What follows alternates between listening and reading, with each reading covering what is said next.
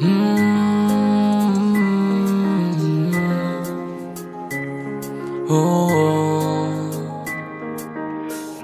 tena fona fambola ivoatra indray androany. Mana tena fona fambola olavitrio tomany.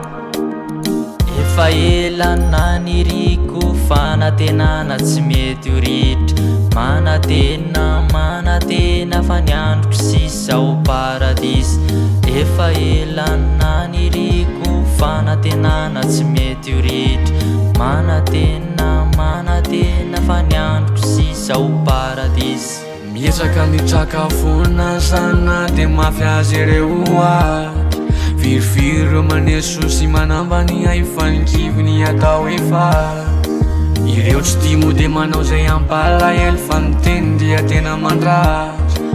Odiko tsy hita fa ny lalako noho izora fa Andriamanitra ny adiny ato.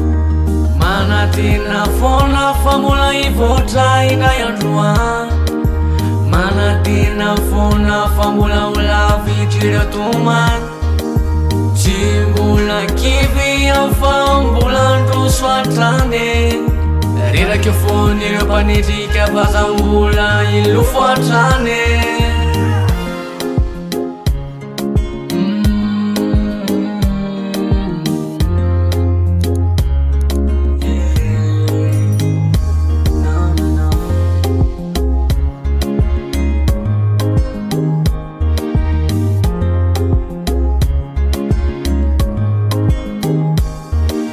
Lavitra zany lalako miteza iakarako.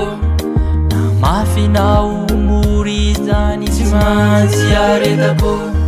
Matoky aho fa tsy amela irery ny Andriamanitro.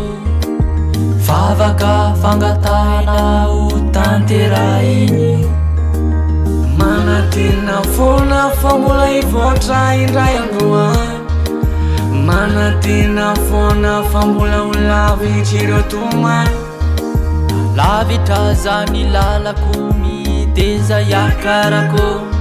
Na mafy na omory zany tsy maintsy aretako. Matoky aho fa tsy amela irery ny Andriamanitro.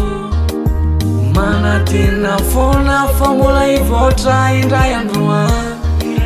Mana tena foana fa mbola ho lavitra ireo tomany.